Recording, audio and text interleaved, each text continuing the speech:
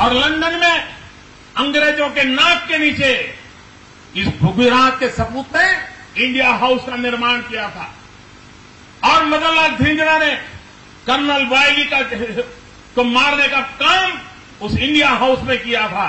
हिंदुस्तान में क्रांतिकारियों के वो गुरु माने जाते थे।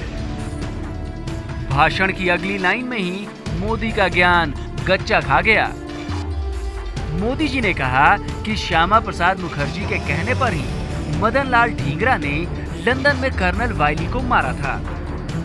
वैसे ये बात सच है कि क्रांतिकारी मदन लाल ढींगरा ने ही कर्नल वायली को मौत के घाट उतारा था, लेकिन मदन लाल ढींगरा ने कर्नल वायली की हत्या 1 जुलाई 1909 को की थी, यानी उस वक्त जब श्यामा प्रसाद मुखर्जी सिर्फ 8 साल के थे। अभी तो और हंसना बाकी है, क्योंकि भाषण का अगला हिस्सा तो और भी मजेदार है। 1930 में उनकी मृत्यु हुई और मरते समय उन्होंने एक इच्छा व्यक्त की थी कि मेरे अस्थि जो है उसको संभाल के रखा जाए, लेकिन देश जब आजाद हो तब मेरे अस्थि आजाद हिंदुस्तान में ले जाएं, ताकि मैं जो आजाद भारत की सांस लेना चाहता था, जीते जी नहीं ले पाया, लेकिन मेरे मरने के बाद मेरे अस्थि को आजाद हिंदुस्तान की हवा का रुख का पता चले, इसलिए ये मेरे अस्थि संभाल के रखे जाए, देश आजाद होने के बाद उसे ले जाया जाए।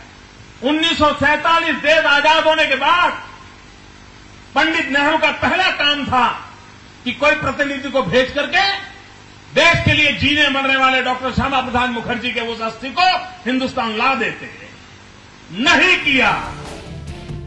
वैसे अब आप चाहें तो हंस सकते हैं, और अगर अब भी हंसी नहीं आई तो भाषण के इस हिस्से की असलियत सुनकर जरूर आएगी।